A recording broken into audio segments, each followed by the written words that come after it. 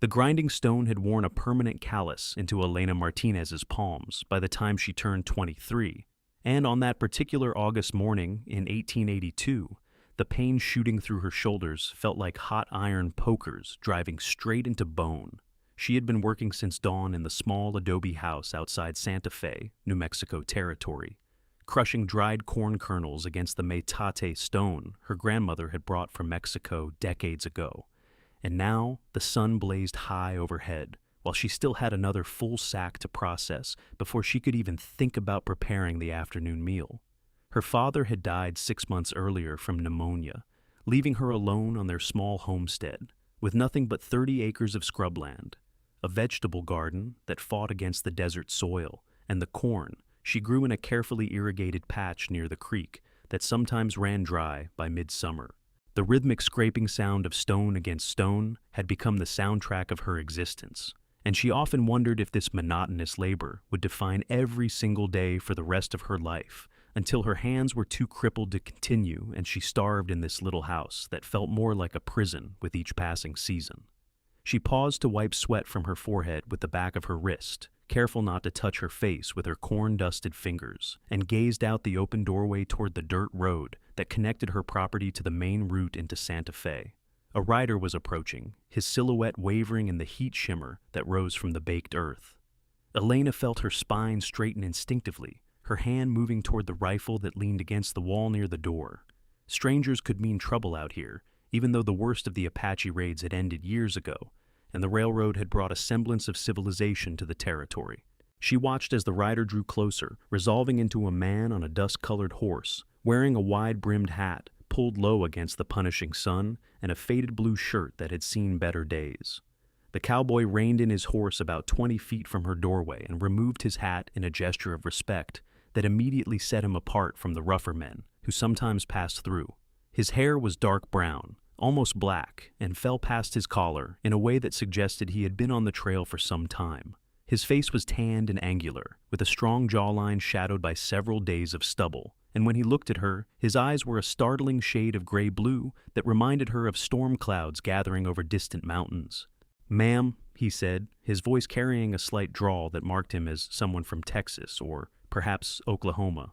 "I apologize for the intrusion. My name is James Holloway, and my horse has thrown a shoe about 2 miles back. I was wondering if you might know where the nearest blacksmith might be found, or if you might have some water to spare for the animal." Elena studied him carefully, noting the way he sat his horse with easy confidence, the worn but well-maintained gun belt at his hip, and the generally honest cast to his features. She had developed a sense for reading men in the months since her father's death, when she had been forced to deal with merchants, suppliers, and the occasional drifter who thought a woman alone might be easy prey. This man did not have the predatory look of trouble, but she remained cautious nonetheless. "Santa Fe is 8 miles east," she said, pointing down the road. "There is a blacksmith on Canyon Road near the plaza. As for water, there is a trough by the barn. You are welcome to it." James nodded his thanks and dismounted with a fluid grace that spoke of years in the saddle. He led his limping horse toward the wooden trough that sat in the shade of the small barn, really more of a large shed, that housed her 2 goats and the mule she used for plowing. Elena watched him from the doorway, her hand still close to the rifle, as he allowed the horse to drink while he pulled off his gloves and splashed water on his own face and neck. The simple act seemed to revive him, and when he turned back toward her, she saw him properly for the first time, without the distortion of distance and heat. He was younger than she had first thought, probably no more than 26 or 27, with the lean build of someone who worked hard and ate simply. There was something in his expression that suggested intelligence and perhaps a hint of sadness, as though he had seen things that had marked him in ways that did not show on the surface. When he caught her looking, he offered a slight smile that softened his features considerably. "I appreciate your kindness, ma'am," he said, walking back toward the house but stopping at a respectful distance. "It is not always easy to find water out here, and I know some folks are not inclined to share with strangers. We all need water," Elena replied simply. Then, surprising herself, she added, "If you are hungry, I have beans and tortillas. It is not much, but you are welcome to eat before you continue to town." She was not entirely sure what prompted the offer. Perhaps it was the loneliness that had been gnawing at her for months. Or perhaps it was simply the ingrained hospitality her parents had taught her, the understanding that in harsh country, you help those who needed it because someday you might be the one in need. Whatever the reason, James accepted with evident gratitude, and soon they were sitting on the shaded side of the house where a ramada made of wooden poles and dried brush provided relief from the relentless sun. Elena served the simple meal on tin plates, along with cool water from the clay olla that hung in the shade and kept the liquid surprisingly refreshing through evaporation. James ate with good manners but obvious hunger, and between bites, he asked polite questions about her homestead and how long she had lived here. She found herself telling him about her father, about the difficulty of managing the property alone, and even about the endless grinding that consumed so many hours of her days. I grow corn because it stores well, and I can trade it in town for the things I cannot make or grow myself, she explained, flexing her aching shoulders unconsciously. But processing it by hand takes so long. I am up before dawn, and sometimes I am still working after dark, just trying to grind enough to trade and enough to eat. James set down his plate and looked toward the open door of the house, where the metade stone was visible in the dim interior, a pile of corn kernels waiting beside it like an accusation. His brow furrowed in thought, and Elena noticed the way his hands rested easily on his knees, calloused and capable. The hands of a man who knew how to work and build and fix things that were broken. "That is a hard way to live," he said quietly. "My mother used to grind corn like that when I was a boy, before my father built her a small mill. I remember how her back would hurt, how she could barely lift her arms some evenings. It is too much for one person, especially day after day." "It is what I have," Elena said with a shrug that sent another spike of pain through her shoulders. "There is no money for anything else, and even if there were, I would not know how to build such a thing. I have seen the big mills in town, the ones that are water-powered, but those are for businesses, not for a small homestead like this." James was quiet for a long moment, his gray-blue eyes distant, as though he were calculating something in his head. Then he looked directly at her, with an intensity that made her breath catch slightly in her throat. "What if someone were to build you a mill?" he asked. "Not a big commercial one, but something scaled for your needs. A treadle mill, perhaps, or even a small water-powered one, if that creek of yours runs strong enough. It would not be fancy, but it would save your shoulders and cut your grinding time to a fraction of what it is now." Elena stared at him in confusion. "I told you, I have no money to pay for such a thing. I can barely afford to keep this place running as it is." "I was not asking for money," James said. "I was asking if you would want such a thing, if someone were willing to build it." "Why would anyone do that?" Elena asked, suspicion creeping into her voice despite the appeal of what he was suggesting. "What would you want in return?" James leaned back against the adobe wall and resettled his hat on his head, shading his eyes. "I am between jobs at the moment, ma'am. I have been working cattle drives for the past 5 years, but the last one ended in Albuquerque 3 weeks ago, and I have been drifting since then, trying to figure out what comes next. I have some savings, enough to buy materials, and I have the skills to do the work. What I need is a purpose, something to occupy my hands and my mind while I sort out my future. Building you a mill would give me that. In exchange, I would ask only for meals and perhaps a place to sleep in that barn of yours until the work is done. No obligation beyond that." Elena felt her heart beating faster, torn between hope and caution. The offer seemed too good to be true, and yet there was something in his steady gaze that suggested sincerity. She had learned to trust her instincts about people, and everything about James Holloway suggested he was exactly what he appeared to be. A decent man offering help without ulterior motives, or at least without the dark motives she had learned to watch for. "How long would such a project take?" she asked carefully. 2 weeks, maybe 3, depending on what materials I can find and how cooperative that creek is," James replied. "I would need to ride into Santa Fe to get my horse shoed and to purchase some supplies, lumber, metal fittings, maybe some tools. But I have built things before, mills and irrigation systems and barn structures. I know what I'm doing." Elena stood and walked to the edge of the ramada, looking out over her small domain, the struggling garden and the corn patch, and the dusty chickens scratching in the yard.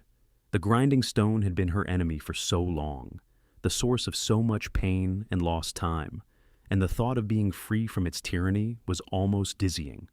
but she was also a practical woman who had learned to be cautious, and she knew that accepting help from a stranger could lead to complications. "If I agree," she said slowly, "you would sleep in the barn, and you would respect that this is my home, and I am not looking for anything beyond the help you are offering. I have had men come through who thought that a woman alone might be grateful enough to offer more than meals and a place to sleep, and I want to be clear that I am not that kind of grateful." James stood as well, and there was nothing but respect in his expression. "Ma'am, I give you my word as a gentleman that I will behave with complete propriety. My mother raised me better than to take advantage of someone's hospitality, and I would never dishonor her memory by behaving otherwise. If at any point you feel uncomfortable or want me to leave, you need only say the word, and I will go with no argument." There was something in the way he mentioned his mother, a subtle softening of his features and a catch in his voice, that made Elena believe him. She took a deep breath and made her decision, knowing it might be foolish but unable to resist the possibility of relief from the grinding that was slowly destroying her body. "All right," she said, "you may build the mill, but I insist on paying you back somehow, even if it takes time. I will not be in debt, even to a stranger's kindness." James smiled, and the expression transformed his face into something almost boyish. "We can work out the details as we go. For now, let me ride into town, get my horse sorted, and buy the supplies I need. I should be back before dark, and I can start work in the morning." He was true to his word, returning just as the sun was setting, with his horse newly shod, and a pack mule laden with lumber, a coil of rope, various metal pieces that Elena could not identify, and a set of tools wrapped in oilcloth. She helped him unload everything into the barn, where he arranged his bedroll in a clean corner far from the goats and mule, and then she fed him a more substantial dinner of chicken stewed with chilies and onions, along with fresh tortillas she had managed to make from her afternoon's grinding. They ate mostly in silence, the comfortable quiet of two people who did not need to fill every moment with conversation, and afterward, James thanked her and retreated to the barn while Elena cleaned up and prepared for bed. She lay awake for a long time that night, listening to the familiar sounds of the desert and the new sound of someone moving around in her barn, and wondered what she had set in motion by accepting help from a stranger named James Holloway. The next morning, Elena woke to the sound of hammering. She dressed quickly and emerged from the house to find James already hard at work near the creek, which ran about 50 yards from her house through a shallow ravine lined with cottonwood trees.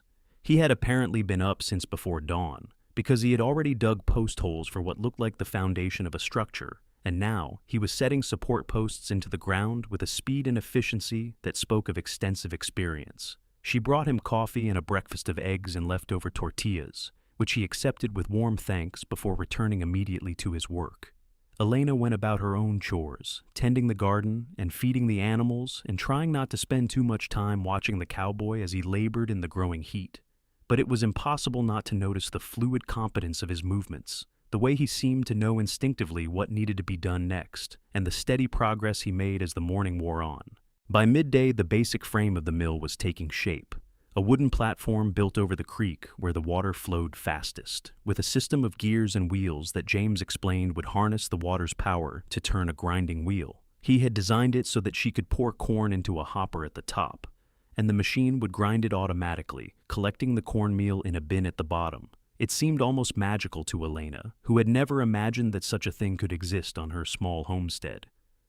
"The trick is getting the water wheel balanced properly," James explained during the midday meal, sketching diagrams in the dirt with a stick. "If it is too heavy, the creek will not have enough force to turn it. If it is too light, it will spin too fast, and the grinding will be uneven. But I have done this before, and I know how to calibrate it." "Where did you learn all this?" Elena asked, genuinely curious. "My father was a millwright before he became a rancher," James replied. "He built mills all over East Texas when I was growing up, and I worked as his assistant from the time I was old enough to hold a hammer. After he died, I took to cowboying because it paid better, and I wanted to see more of the country, but I never forgot the things he taught me. Building with my hands, creating something useful from raw materials, it is the work I find most satisfying." "Why did you stop?" Elena asked. "If it is what you love, why spend 5 years driving cattle?" James was quiet for a moment, his eyes distant. "After my father died, my mother only lasted another year. She had been sick for a long time, and I think she was holding on mostly for him. Once he was gone, she just faded away." The ranch went to my older brother, which was proper since he was the firstborn, but I could not stay there with all those memories. So, I took my inheritance, which was not much, and I hit the trail. I told myself I was looking for adventure, but mostly I was running from grief. His honesty caught Elena off guard, and she found herself responding with equal candor. I understand that. After my father died, I wanted to leave this place, to go somewhere new where everything did not remind me of him. But I have nowhere else to go, and this land is all I have. So instead, I just keep grinding corn and trying not to think too much about the fact that I am alone. Their eyes met across the simple meal, and in that moment, Elena felt a connection forming, the tentative beginning of understanding between two people who had both lost their parents and were trying to find their way in a world that often seemed indifferent to individual suffering. It was not attraction, not yet, but it was something. A recognition of kindred spirits that made the vast emptiness of the desert feel slightly less lonely.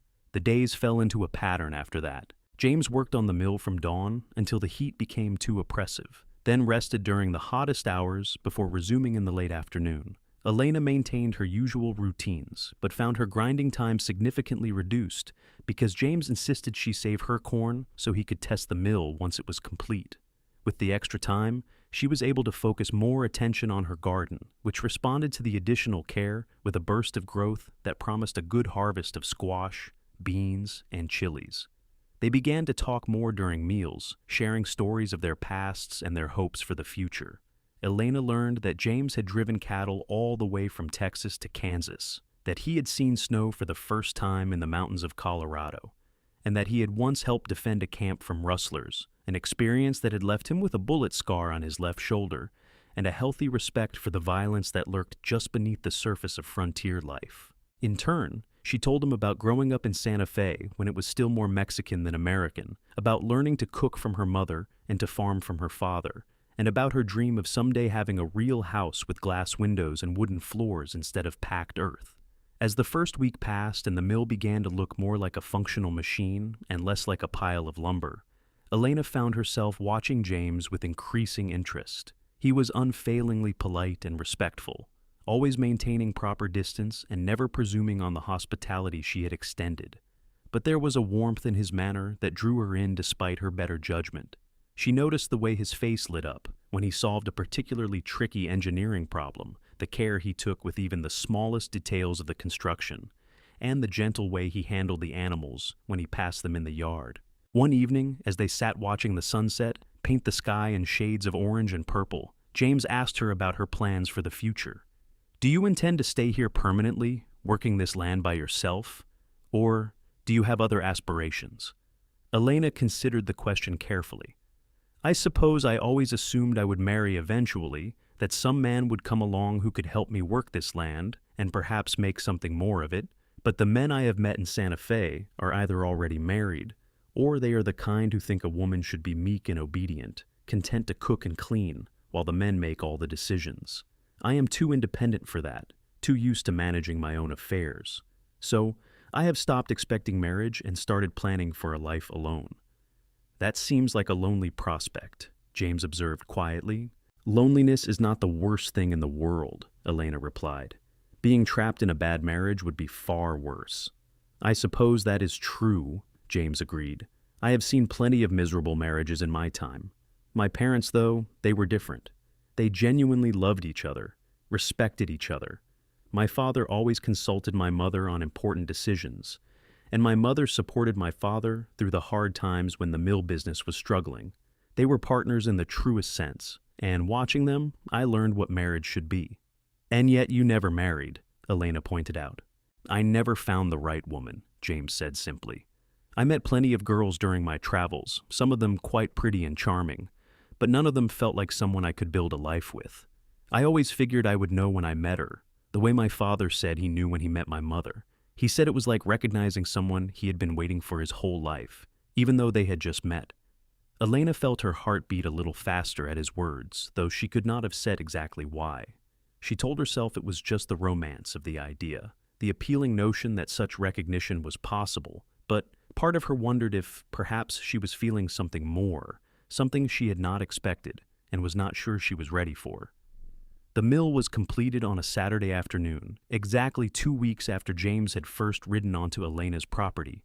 He made the final adjustments to the water wheel, ensuring it caught the creek's current at the perfect angle, and then invited Elena to conduct the first test. She poured a measure of dried corn into the hopper, and together they watched as the wheel began to turn, slowly at first, and then with increasing speed, as the gears engaged and the grinding wheel started to rotate. The sound was beautiful to Elena's ears, a rhythmic rumbling that was infinitely preferable to the endless scraping of stone on stone.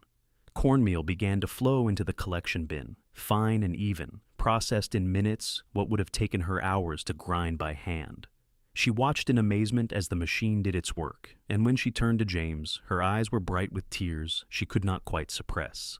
"It is perfect," she said, her voice thick with emotion. "You have given me back my life, my time. I cannot thank you enough." James looked pleased and perhaps a little embarrassed by her gratitude. It needed to be done. No one should have to work that hard just to survive. They tested the mill several more times over the next few days, making minor adjustments and ensuring everything worked smoothly. James showed Elena how to maintain the machine, how to oil the gears and check the water wheel for debris, and how to make simple repairs if anything broke. By the end of the second week, she was operating it confidently on her own, grinding enough corn in a single morning to last her a month. The question of what would happen next hung unspoken between them. James had completed the work he had set out to do, and there was no longer any reason for him to stay. Elena knew she should thank him again and send him on his way, but every time she formed the words, they stuck in her throat. The truth was that she had grown accustomed to his presence, to having someone to talk to in the evenings and someone to share meals with, and the thought of returning to complete solitude felt unbearable. On the evening of the 15th day since his arrival, James brought up the subject himself. They were sitting under the ramada after dinner, and the air had finally cooled to something approaching comfortable. He turned his hat in his hands, a gesture Elena had come to recognize as a sign of nervousness or uncertainty. "I suppose I should be moving on," he said, not quite meeting her eyes. "The mill is finished, and you have no further need of my services. I have imposed on your hospitality long enough." Elena felt a sharp pang in her chest at his words, but she forced herself to respond calmly. "You have not imposed. You have earned your keep many times over with the work you have done. But I understand if you need to continue on your way. Do you have somewhere specific to go?" "No," James admitted. "That is the problem. I have been trying to figure out what I want to do with the rest of my life, and I still do not have an answer. I could go back to cowboying, but that work is getting harder as I get older, and there is no future in it. I could try to find work as a millwright or a carpenter, but those jobs are scarce out here. Mostly I have been thinking that maybe it is time to put down roots somewhere, to stop drifting and start building something permanent." Elena took a deep breath, gathering her courage. "What if you stayed here? Not as a guest, but as a partner. This land is too much for one person to manage properly, but with 2 people working it, we could expand the garden, maybe plant more corn, even get some cattle or pigs. We could build a better house, improve the irrigation. There is potential here if someone is willing to invest the work." James looked at her with an intensity that made her pulse quicken. "Are you offering me a business partnership or something more?" Elena felt her face flush, but she met his gaze steadily. "I am not sure. I know that I have enjoyed your company these past 2 weeks more than I care to admit. I know that I do not want you to leave. Beyond that, I think we would have to figure things out as we go. But if you are looking for a place to put down roots, this could be that place. I am willing to take the chance, if you are."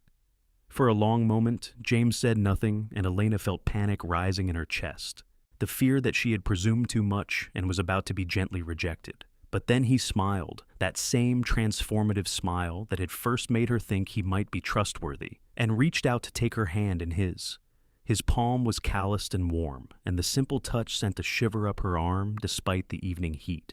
"I would like that very much," he said. "To stay, I mean. To build something here with you. I will not pretend to know exactly how this will work, but I know that I have been happier these past 2 weeks than I have been in 5 years of wandering. If you are willing to let me stay, I promise I will work hard to make this place prosper, and I will do everything in my power to be worthy of your trust." Elena squeezed his hand, feeling a smile spread across her own face. Then it is settled. You will stay, and we will figure out the rest together." They sat there in the gathering darkness, hands clasped, and Elena felt something shift in her heart, a cautious opening to the possibility of happiness she had not dared to hope for in the long months since her father's death. It was not love, not yet, but it was the beginning of something that might become love given time and care, and that was enough for now. The next morning, James rode into Santa Fe to purchase supplies for the expansion projects they had discussed. While he was gone, Elena found herself cleaning the house with unusual energy, throwing open the windows to air out the rooms and beating the dust from her few pieces of furniture. She told herself she was simply taking advantage of the free time provided by the mill, but she knew the truth was that she wanted the house to look its best, wanted to make it into a home that could be shared, rather than a lonely shelter against the desert. When James returned in the early afternoon with a wagon full of lumber, seeds, and various supplies, he also brought news from town. "There is a circuit judge coming through next week," he said, as they unloaded the wagon together. "He will be holding court and conducting any legal business people need. I was thinking it might be wise for us to draw up some kind of formal agreement about our partnership, something that protects both our interests and makes clear how we are splitting the work and the profits from this land." Elena appreciated his practical thinking, even as part of her felt a small disappointment that he was approaching their arrangement in such businesslike terms. But she understood the necessity of clear agreements, especially in a territory where property rights could be murky and disputes often ended in violence or lengthy legal battles. "That is sensible," she agreed. "We should also file an official claim on this land in both our names, so there is no question about ownership. My father had the original grant from the Mexican government, but now that New Mexico is American territory, I am not certain how secure my title is." They spent the evening drafting a simple agreement that spelled out their partnership, with each of them contributing their labor and sharing equally in any profits from the land. James insisted on adding a clause that gave Elena the right to buy out his share if she ever wanted to end the partnership, a gesture of good faith that touched her deeply. They both signed the document, and Elena tucked it away in the small wooden box where she kept her father's papers and her mother's jewelry. Over the following weeks, they worked together to transform the homestead. James built an addition onto the barn that doubled its size and added a proper workshop where he could pursue carpentry projects. They expanded the garden, adding raised beds for vegetables and planting fruit trees that would take years to mature, but would eventually provide apples, peaches, and apricots. James repaired the roof of the house, replacing damaged timbers and sealing gaps that had let in rain and cold during the winter months. Elena found herself watching James with increasing appreciation as he worked. He had a natural grace in his movements, a competence that was deeply attractive, and she admired the way he approached problems methodically, thinking through solutions before acting. But beyond his practical skills, she valued his character, the quiet integrity that showed itself in small ways. He never shirked difficult work, never complained when things went wrong, and always treated her as an equal partner, rather than as someone who needed to be managed or protected. For his part, James seemed equally appreciative of Elena. He praised her cooking, which had improved now that she had more time to devote to it, and he often commented on her organizational skills and her knowledge of the land and climate. He listened when she spoke, really listened, and he sought her opinion on decisions about the homestead, rather than simply assuming he knew best. They fell into an easy rhythm of working together, each complementing the other's strengths and compensating for weaknesses. But despite the growing closeness between them, they maintained a careful physical distance, as though both were afraid that moving too fast might shatter the fragile thing that was developing. They did not touch except accidentally, did not sit too close, and James continued to sleep in the barn, even though there was a second room in the house that could have served as his quarters.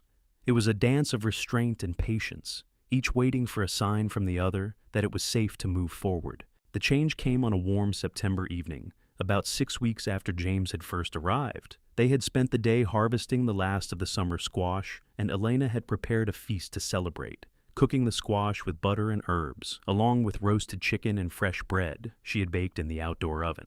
They ate as the sun set, and afterward James pulled out a harmonica he had purchased in town and began to play. The music was unexpectedly beautiful, sweet and melancholy, and Elena found herself swaying slightly to the rhythm. When James transitioned into a livelier tune, she could not resist the impulse to stand and dance, even though she had no partner and probably looked foolish moving by herself in the dusty yard. But James laughed with delight rather than mockery, and after a moment he set down the harmonica and caught her hand, pulling her into a proper dance position. They moved together under the emerging stars, their steps simple but perfectly coordinated, and Elena felt a warmth spreading through her chest that had nothing to do with the exercise. James held her with a gentle firmness that made her feel both safe and excited. And when she looked up into his face, she saw her own feelings reflected in his eyes. The music had stopped, but they continued to sway together, and Elena realized that at some point his hand had moved from her waist to the small of her back, pulling her incrementally closer. "Elena," he said softly, and the sound of her name in his voice made her shiver. "I need to tell you something, and I hope it will not make you uncomfortable or change things between us for the worse." "What is it?" she asked, though she thought she knew what he was going to say. "I have fallen in love with you," James said simply. "I do not know exactly when it happened, whether it was watching you work so hard to keep this place running, or hearing you talk about your dreams for the future, or simply spending time in your company day after day. But I know that I have, and I needed to tell you because keeping it inside was becoming unbearable.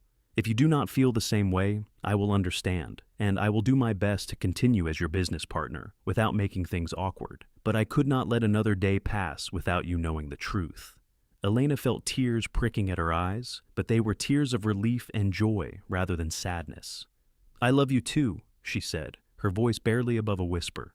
"I have been trying not to admit it to myself because I was afraid you might not feel the same way, or that you might see me as just a business partner and nothing more. But yes, I love you, James Holloway. I love your kindness and your integrity, and the way you make me feel like anything is possible." James pulled her closer, and Elena allowed herself to rest her head against his chest, hearing the rapid beating of his heart that matched her own. They stood like that for a long time, wrapped in each other's arms, and Elena felt a happiness so intense it was almost painful. After so many months of loneliness and grief, she had found someone who saw her not as a burden or a convenience, but as a partner and an equal, someone worth loving. "We should probably talk about what this means," James said eventually, his breath warm against her hair. "About where we go from here." Elena lifted her head to look at him. "I know where I want to go from here," she said, with a boldness that surprised her. "I want to marry you, James, not immediately if you are not ready, but eventually. I want to build a life with you, not just a business. I want to wake up next to you and fall asleep in your arms and know that we are facing whatever comes together." James smiled, and there was such tenderness in his expression that Elena felt her heart might burst. "I want that too, all of it, and I do not need time to be ready because I have never been more certain of anything in my life. If you will have me, Elena Martinez, I would be honored to be your husband." "Then we will get married," Elena said, laughing with pure delight, "as soon as we can arrange it." They sealed the agreement with their first kiss, tentative and sweet at first, then deepening into something more passionate as weeks of restrained desire finally found release. When they finally broke apart, both were breathless and smiling, and the stars above seemed to shine more brightly than Elena had ever seen them. The wedding took place 3 weeks later in the small church in Santa Fe, with a handful of townspeople serving as witnesses. Elena wore a dress she had spent long hours sewing, white cotton decorated with embroidery she had worked by candlelight in the evenings, and James wore his best clothes, freshly cleaned and pressed. The priest who conducted the ceremony was an elderly man who had known Elena's parents and who seemed genuinely pleased to see her finding happiness after the difficult months since her father's death. After the ceremony, they celebrated with a simple meal at the cantina, and several of the townspeople who had come to know Elena over the years offered their congratulations and best wishes. There were toasts and laughter, and for a few hours, Elena forgot about the hardships of frontier life and simply allowed herself to be happy. When they finally returned to the homestead in the early evening, James lifted her over the threshold in the traditional gesture, and they began their married life together. The physical intimacy of marriage was new to both of them, and they approached it with a mixture of nervousness and eagerness. But the genuine love between them transformed what might have been awkward into something beautiful. And as they explored each other in the privacy of the bedroom that was now theirs to share, Elena felt a completeness she had never known before. This was what she had been missing, this deep connection with another person, this sense of being known and cherished entirely. The months that followed were among the happiest of Elena's life. With two people working the land, the homestead flourished in ways she had never imagined possible. They harvested a bumper crop of corn in the fall, ground it efficiently with the mill James had built, and sold enough in town to purchase 2 young cows and a bull, the beginning of what they hoped would eventually become a small herd. James built a proper chicken coop that kept the hens safe from coyotes and hawks, and Elena began raising more birds for both eggs and meat. Winter came with cold rains and occasional snow, but the house stayed warm and dry thanks to James's repairs, and they spent the long evenings planning improvements for the spring. James sketched designs for a windmill that could pump water from a deeper well he wanted to dig, and Elena made lists of seeds she wanted to order from a catalog, varieties that might thrive in their climate and expand their garden's productivity. But the best part of winter was simply being together, having someone to talk to and laugh with and hold close during the cold nights. Elena had not realized how much she had missed human touch during the months alone after her father's death. And now she reveled in the simple pleasure of falling asleep in James's arms and waking to his presence each morning. They were building something together, not just a successful homestead, but a genuine partnership based on love and mutual respect. Spring arrived with a burst of wildflowers across the desert, and with it came the realization that Elena was pregnant. She had suspected for a few weeks, but had waited to be certain before telling James. And when she finally shared the news over breakfast one morning, his reaction was everything she had hoped for. He stood up so quickly he knocked over his chair, then rushed around the table to pull her into his arms, kissing her face and murmuring words of joy and excitement. "Are you happy?" Elena asked, needing to hear him say it. "Happy does not begin to cover what I am feeling," James said, pulling back to look at her with shining eyes. "You have given me everything, Elena, a home, a purpose, love, and now a child. I am the luckiest man alive." The pregnancy progressed smoothly through the spring and summer. James became almost comically protective, insisting that Elena avoid heavy work and rest whenever she felt tired. He took over most of the physical labor around the homestead, and when Elena protested that she was perfectly capable of maintaining her usual routines, he pointed out that she was growing their child, and that was work enough. Eventually, she conceded and allowed herself to enjoy being cared for, though she continued to manage the household and the garden work that did not require heavy lifting.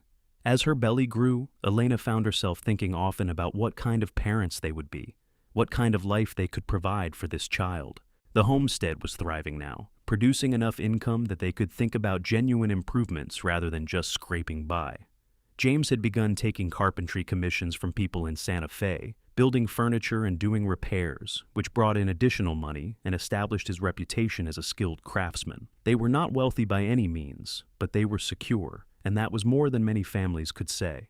The baby arrived on a cold January morning in 1884, after a labor that lasted through the night and left Elena exhausted but triumphant. James had ridden for the midwife at the first signs of labor, and the experienced woman had coached Elena through the difficult work of bringing a child into the world. When the baby finally emerged with a lusty cry, the midwife announced that they had a son, and she placed the squirming infant on Elena's chest. Elena looked down at her son, at his tiny scrunched face and his shock of dark hair, and felt a love so fierce it took her breath away. This was her child, hers and James's, a new life they had created together.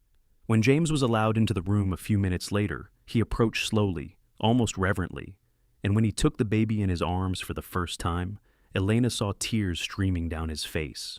"He is perfect," James whispered. "Thank you, Elena. Thank you for this incredible gift."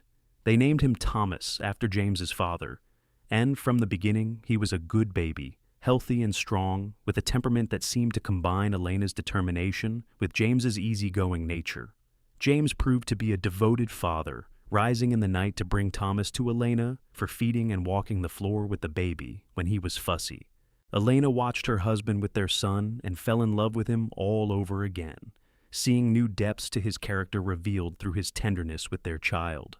As Thomas grew from infant to toddler, the homestead continued to expand and prosper. James dug the deeper well he had planned and built the windmill to pump water, which allowed them to irrigate a much larger area. They planted an orchard of fruit trees and grapevines, investments that would pay off in future years. The small herd of cattle grew as the cows produced calves and they added pigs and more chickens to their livestock. By the time Thomas was 3 years old, Elena was pregnant again, and this time she felt more confident about the process, knowing what to expect. Their second child was born in the summer of 1887, a daughter they named Sarah after James's mother. She had Elena's dark hair and eyes, and from the beginning, she was more spirited than her brother, demanding attention with powerful lungs and a stubborn streak that made both parents laugh even as they struggled to soothe her. With 2 young children and a thriving homestead, life was busier than ever, but Elena had never been happier. The grinding stone that had once dominated her days sat unused now in a corner of the barn, a relic of a harder time. The mill James had built still functioned perfectly, processing their corn harvest each year with minimal effort, and every time Elena used it, she remembered the day a dusty cowboy had ridden onto her property and offered to change her life.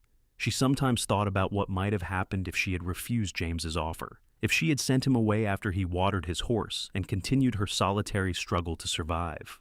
She would have worn her body out with endless grinding, would have grown old alone and bitter, never knowing the joy of loving and being loved, never experiencing the profound satisfaction of building something meaningful with a true partner. But she had taken the risk, had trusted her instincts about a stranger's character, and that decision had led to everything good in her life now. It was a reminder that courage could be rewarded, that opening your heart despite the potential for hurt was worthwhile, and that sometimes the best things came from unexpected directions. When Thomas was 6 and Sarah was 3, James completed the project he had been working on for months: a new house. It was not grand by the standards of the wealthy families in Santa Fe, but it was substantial and well built, with 3 bedrooms, a proper kitchen with a cast iron stove, and wooden floors throughout. It even had glass windows that let in light while keeping out dust and cold, the detail Elena had once mentioned as part of her dream home. The day they moved into the new house, carrying their simple furniture and possessions across the yard from the old adobe, Elena felt tears of gratitude streaming down her face. James had built this with his own hands, had crafted every board and driven every nail, had created a home worthy of the family they had become. When everything was moved in and the children were exploring their new rooms with excitement, Elena pulled James aside and kissed him deeply. "Thank you," she said when they broke apart, "for all of this, for the mill and the house and the life we have built together, for loving me and our children and working so hard to give us everything we need." James cupped her face in his hands, his gray-blue eyes warm with affection. "You do not need to thank me. Everything I have done because I love you, and because building this life with you is the greatest joy I have ever known. I am the one who should be grateful, Elena. You took a chance on a drifter who showed up on your doorstep, and you gave me a reason to stop running and start living. You saved me just as much as I saved you." That night, they lay in their new bedroom in their new house, with their children sleeping safely nearby, and Elena reflected on how dramatically her life had changed in the 5 years since that hot August day, when her shoulders ached from grinding corn. She had been ready to accept a life of loneliness and endless labor, had been prepared to simply survive rather than truly live. But James had appeared like an answer to a prayer she had not known how to voice, and together they had created something neither could have built alone. The years continued to pass with the steady rhythm of seasons and harvests. Thomas grew into a responsible boy who loved helping his father with the farm work and showed early aptitude for building and fixing things. Sarah was more interested in the animals and spent hours with the chickens and goats, naming each one and treating them like pets. In 1890, Elena gave birth to their 3rd child, another son they named Matthew, and the house that had seemed so spacious when they first moved in began to feel comfortably full. James's carpentry business continued to grow, and he eventually hired a young apprentice from Santa Fe to help with the larger commissions. The homestead now produced enough surplus that they could afford small luxuries: books for the children, a piano that Elena was teaching herself to play, and even a buggy that made trips to town considerably easier.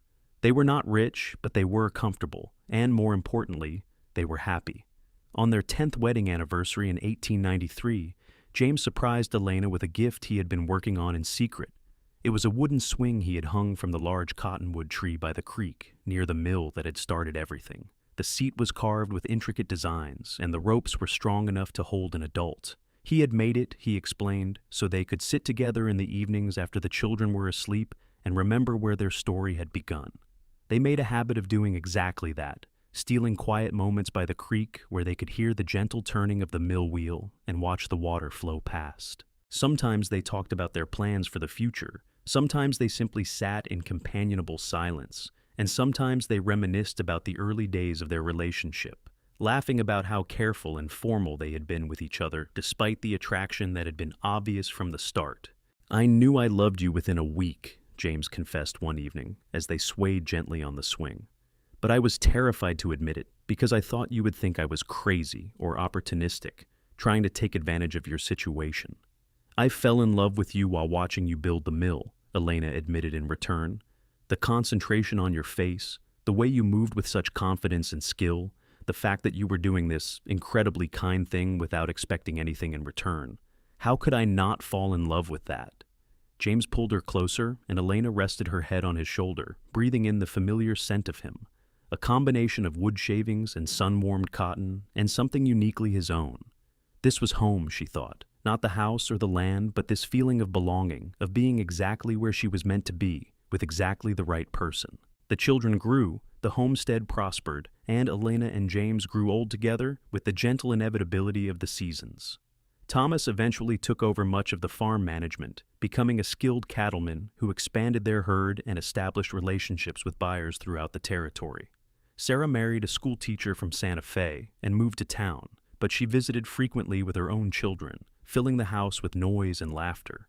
Matthew showed artistic talent and went to study painting in Denver, though he always returned to New Mexico, saying the light and landscape called to him. Through all the changes and challenges, the mill continued to function, grinding corn for Elena and James, and eventually for their children and grandchildren. James maintained it carefully over the years, replacing worn parts and making improvements, and it became a symbol of their enduring partnership, still turning faithfully after decades of service.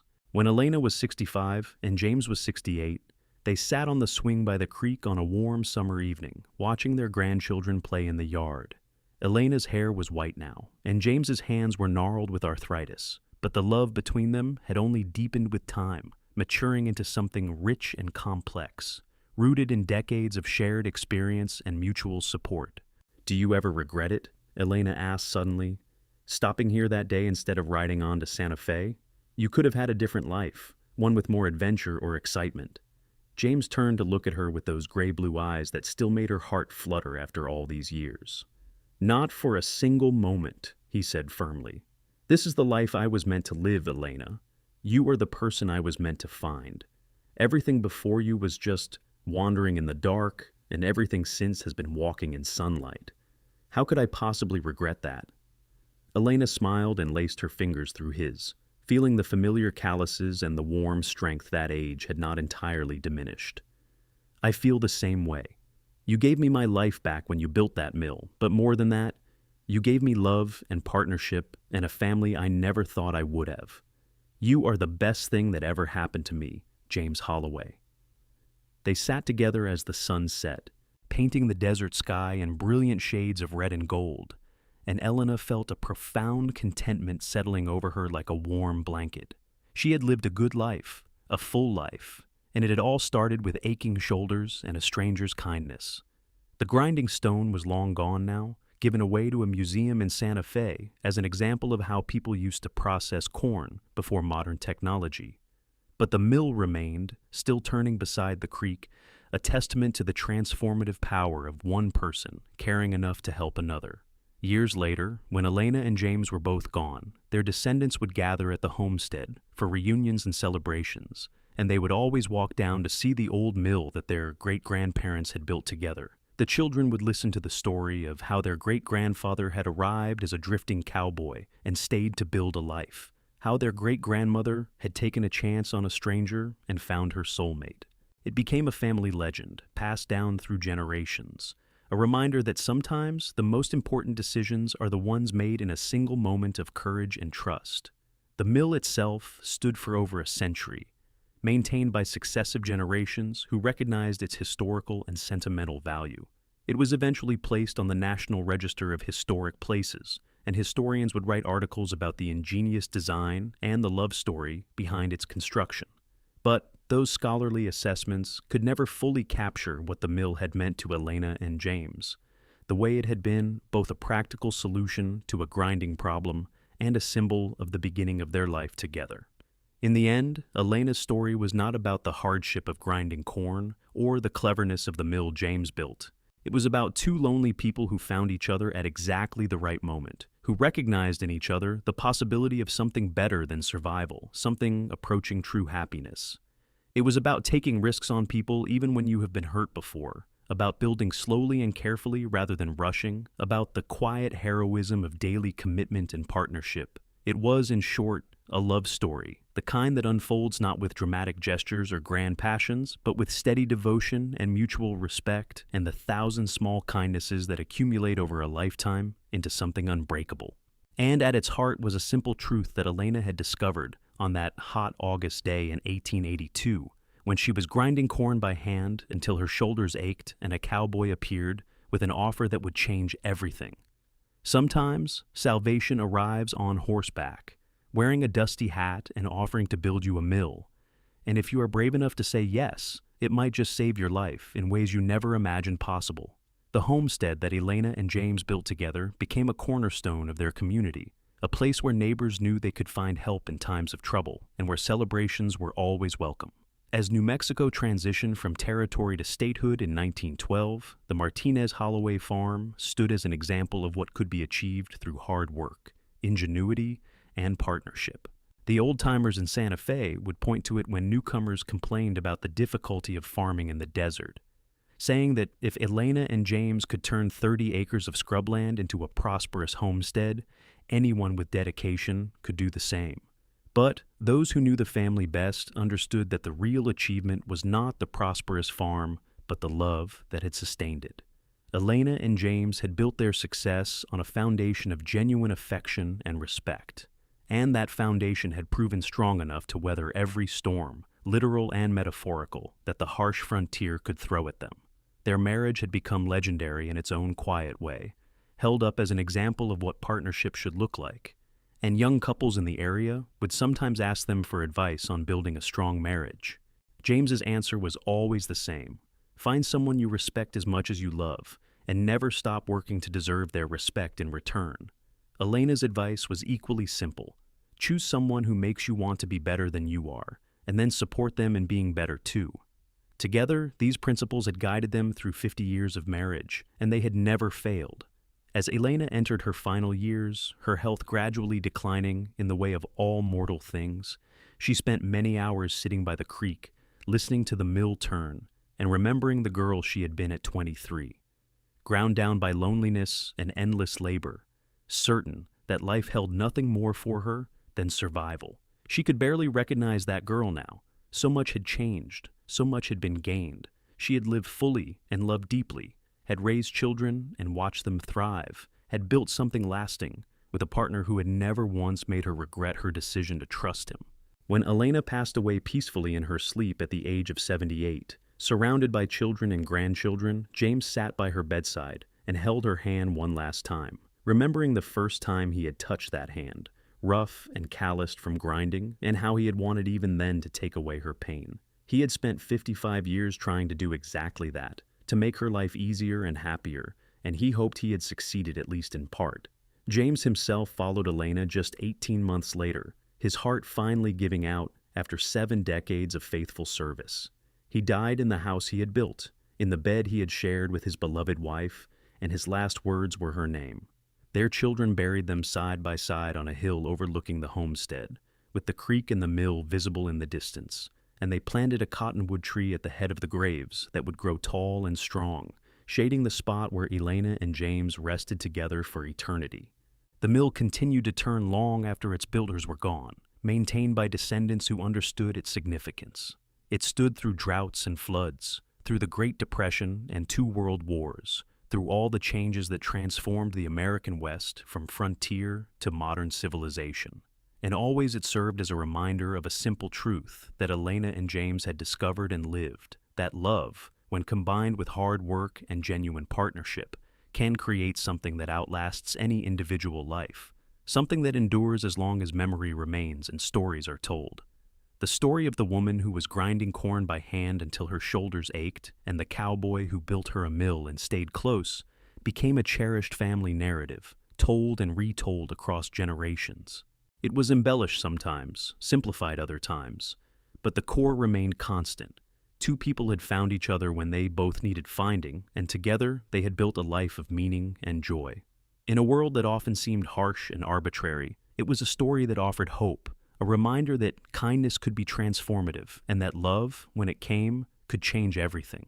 And so, the years passed, the decades accumulated, and the mill kept turning beside the creek, grinding corn for generation after generation, its steady rhythm a testament to the enduring power of one cowboy's gift to a woman whose shoulders ached and to the love that had grown from that single act of compassion into something vast and unshakable, a legacy that would outlive them both and echo down through time as long as anyone remembered the story of how it all began.